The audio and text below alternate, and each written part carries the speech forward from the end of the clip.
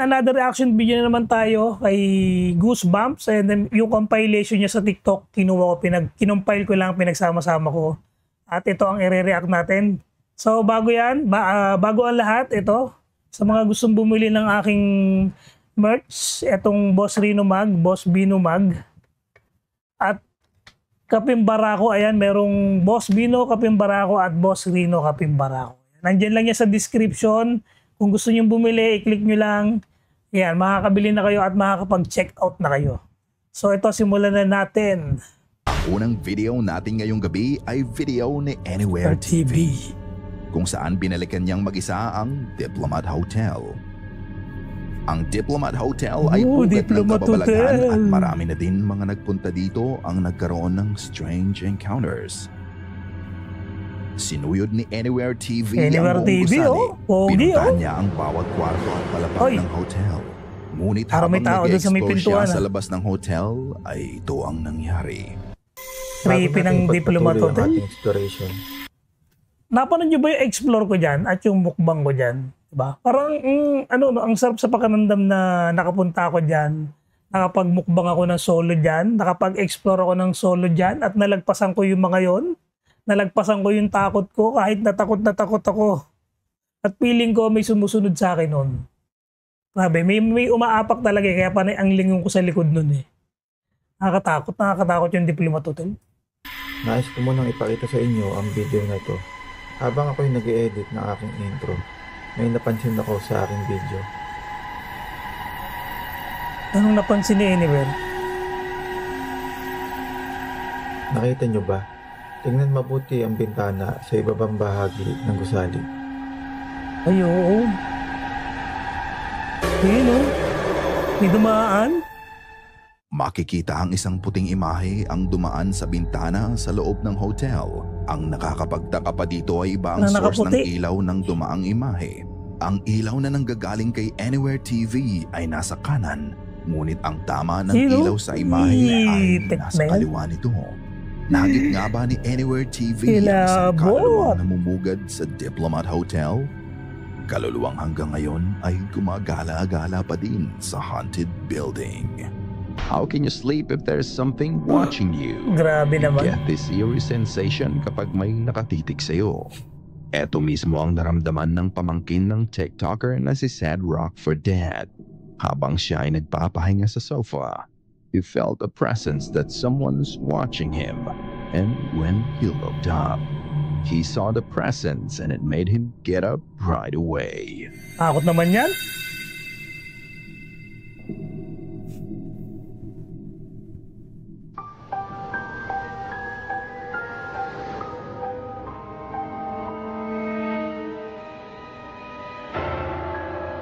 Bata, oh.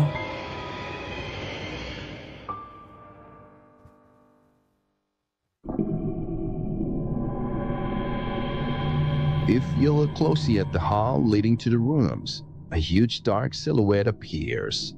Maaninag mo ang outline ng katawan nito, ang ulo, braso at hita.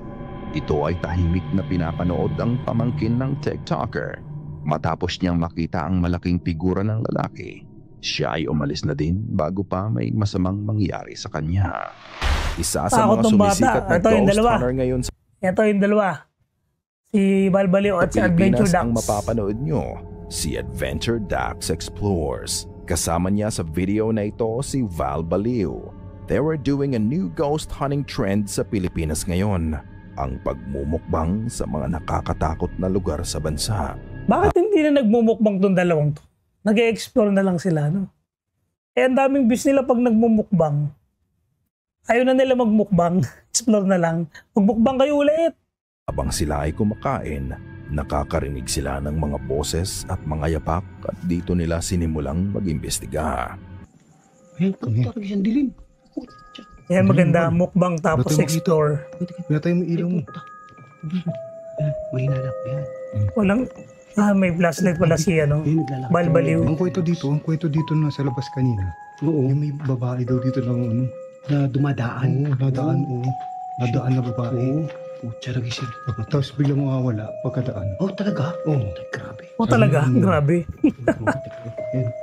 Ito kami ni Adventure Ducks. Ito kami ngayon. Kapag may dumaan dito. Ayan kami. Shit. Shit. Ngayon lang kami nag-collab dito. Oo. Sa tagal namin ngayon lang ulit nagsama kami. Shit. Oh. Shit. Yun. Yun. Shit. Tok-tok. May tumutok-tok. Ayun. Yung tumutok-tok na yun. Tao ba dyan? Tao? Tao. Bigyan tok-tok nga. Shit, malayo. Tingnan mo. Malayo na natin. Pili ko, nag-explore din ako eh. Grabe, nakakatakot.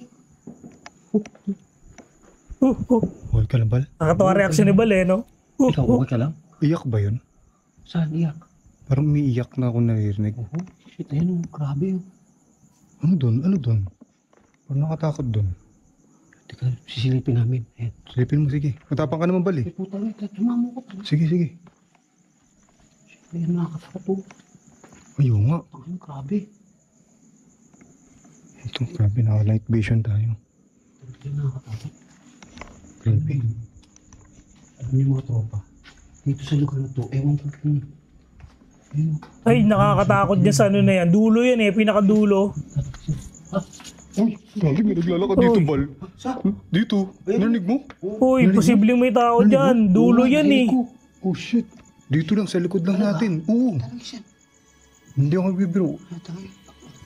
Uy, imposible. Dalawa lang tayo Magago dito. itong mga Bal. to. Imposible yun. Dalawa lang kami ni Bal dito.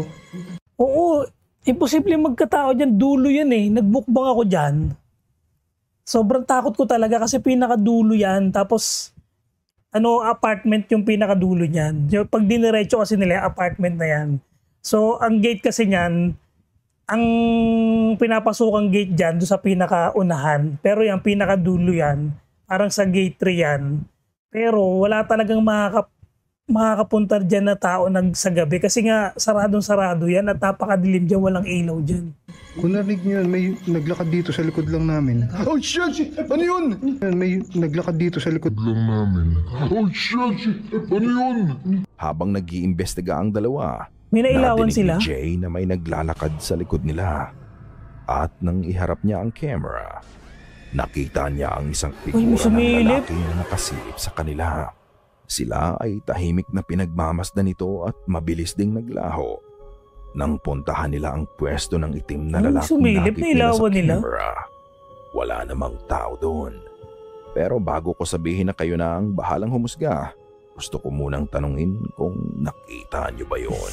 Posible talaga may tao pinapanood dyan. ko ang video nila bago pa nila makita ang itim na lalaki, nakarinig sila ng kumakatok. May napansin ako sa video na hindi napansin ni Jay at Diyan magaling si Goosebumps eh. Naghahanap pa siya ng ibang posibleng image eh. Val. Hindi din ito napansin ng viewers nila. Tignan mabuti ang dulo ng nitso. May isang puting bagay ang nakasilip uli sa kanila. Parang orb, Ito no? din ay biglang nagtago matapos na Ayun, mahagip no? ng camera. Bukod doon, tignan din mabuti ang loob ng mausoleo sa kanan. Isang malinaw na figura ng lalaki Oh, ang nakatayo dito. Maitim na buhok, puting pangtaas at itim na pantalon. Ngunit nang muling ibalik ni Jay ang camera sa direksyon ng mausoleo, ang imahe ng lalaki ay wala na. Konektado ba ang mga nadidinig nila sa paligid nila sa mga nahagip ng camera? Ito din ba ang parehas na kaluluwa ng lalaki na nakita Nakakatakot. ni Kasi parang nagiging feeling ko, nandyan ako gawa ng, kabisado ko yung lugar na yan. Jay at Val?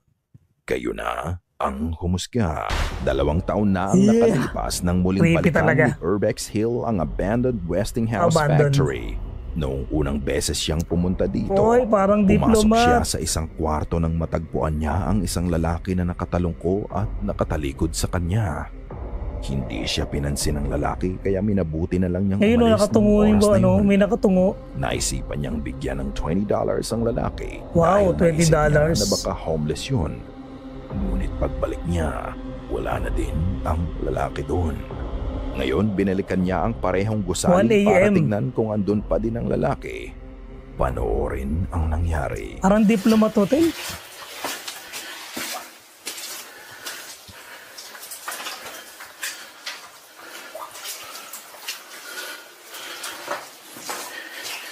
This is where I saw that dude at.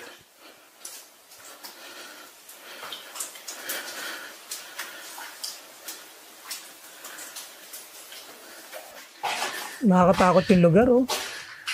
Di nakakatakot magmukbang. Para sulok. Pinuntahan niya ang lugar kung saan niya unang nakita ang lalaki. Pero walang tao Tignan doon. yan, Kaya pinagpatuloy na paano mag-i-stay dyan? Kahit na loko-loko kumbaga may yung homeless, matatakot mag-stay dyan, di ba? niya ang kanyang pag-iikot sa gusali.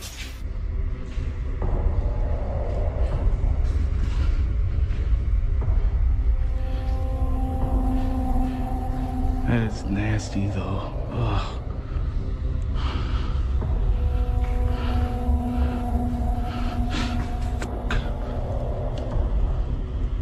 Bigla na nga lang namatay ang ilaw na gamit niya. The theory suggests that ghosts convert electrical energy, draining batteries to fuel their manifestation. Tignan mo ng Could ilaw. this be a Parang bakit precursor na to ilaw? an event? Nakakatakot yan. Jesus Christ. Yun, buti may ilaw siya. There's gotta be somebody in here.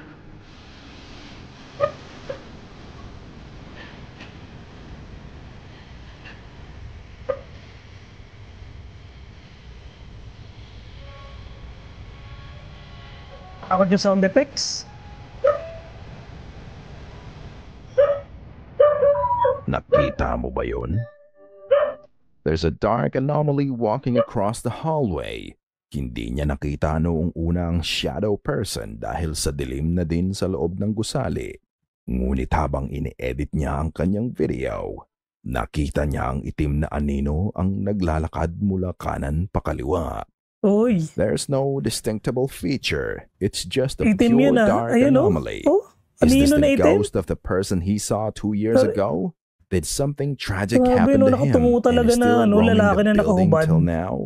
Let me know in the comment section below.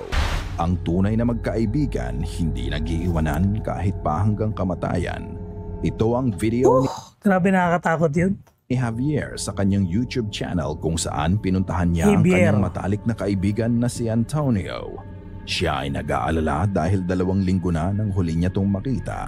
Naninibago siya dahil bago nito. Araw-araw naman nakikita si Antonio. Ito ang video niya. May kumakatok.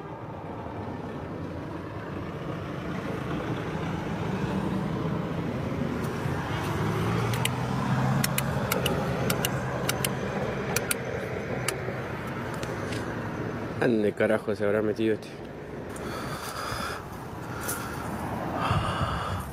Vamos a saltar acá.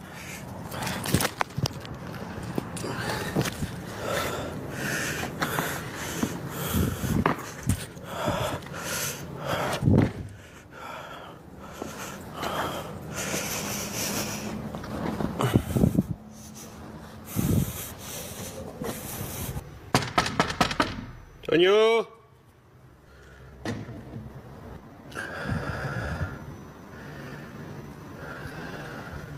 Creepy nung lugar. Raro, che. Dilim, oh. ¡Toño, soy yo! Onyo, lumabas ka bien? na. Uy. Puta madre. ¡Ey! Wala ba kayong ilaw?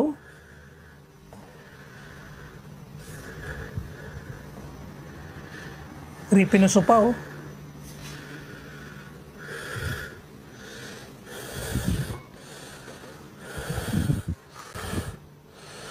Perdón.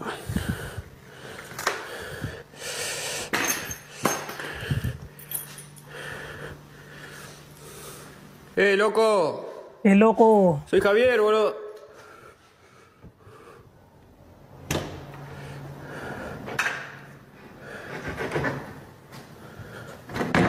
Uy. Che, loco, ¿sos vos? Ya fue, boludo. Vine a ver qué onda, ¿cómo andás? ¿Estás bien? Che, loco, si sos vos, salí. Ano yung katok? ¿Escuchan eso? Oh, kumakatok po.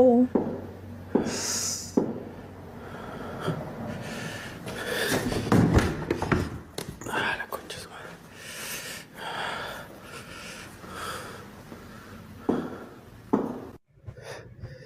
Toño. Anyo. Uy! ¡Puta madre que lo parió! Nakakot ako doon.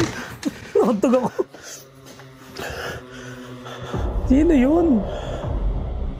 Ang pinto sa kwarto ay bigla na lang sumasarang mag-isa habang papalapit siya dito. Madidinig din ang mga katok na nanggagaling sa loob ng kwarto.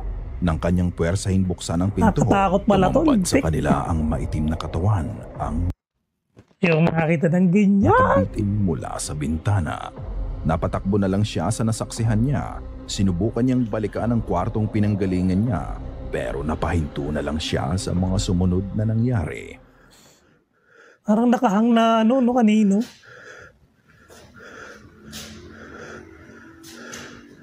Bumalik pa siya. Ayun.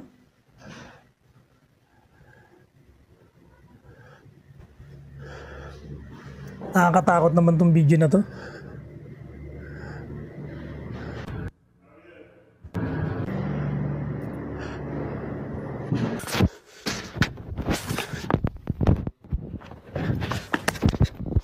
Takbo na! Nakita mo ba yon? Habang papalapit sa kwarto, bumukas mag-isa ang pinto. Tignan mabuti ang itaas ng pinto. Isang pares ng mata ang mabilis na sumilip sa kanya. At kung gaano kabilis sumilip to, ganun din kabilis itong naglaho. Ang katawan ba na nakita niya ay ang katawan ni Antonio na nagbigti o isang elementong mapaglaro? Kayo na ang magpasya. Normal sa ating mga Filipino Takot? bumisita sa puntod ng ating yumaong mahal sa buhay sa araw ng kanilang kaarawan. Kahit na sila ay wala na, nagagawa pa din nating makapag-celebrate para ipakita nating hindi natin sila nakakalimutan. Ganito ang ginawa ng mag-ina sa video. Pinuntahan nila ang puntod ng kanilang ina para handugan ng pagbati sa kaarawan niya.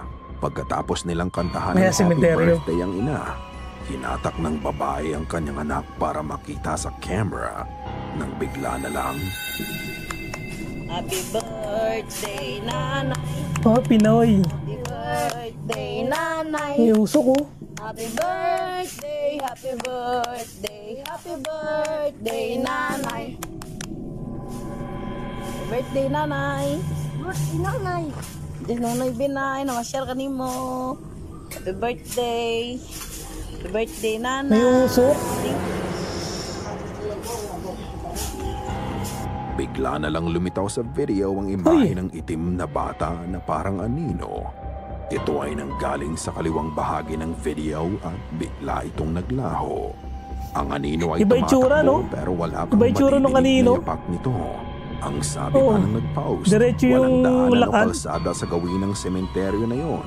At puro matataas na damo lang kaya mas nakakapagtaka na bigla na lang may batang tumatakbo doon. Kung ang shadow figure na to ay nagpapakita sa kanila, meron kaya itong mensaheng gustong iparating sa kanila? Ikaw na ang Inabutan ako? bahalang humusga. An airline service crew accidentally locked himself in a passenger plane. Walang detalye sa post niya kung ano ang nangyari or kung papaano niya naikulong ang sarili niya sa loob ng bakanteng eroplano na to sa loob ng 4 na oras. Madilim at tahimik sa loob ng eroplano. Habang siya ay naghihintay na makalabas, naisipan niyang mag-video muna ngunit may mangyayari na lalong magpapataas ng kaba niya.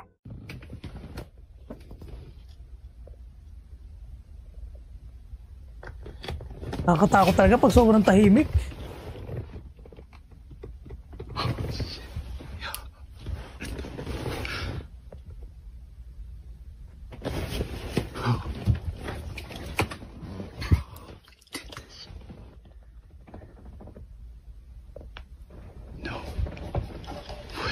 Parang ano, no? Abandoned bus. Let's go. Let's go. Let's go.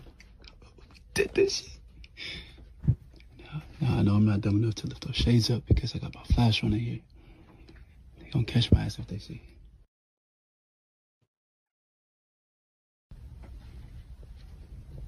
Let's go! Let's go!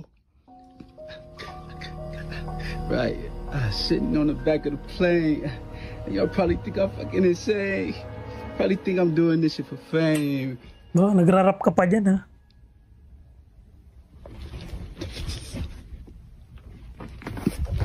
Ayun na, may nagparamdam na sa'yo. Takbo!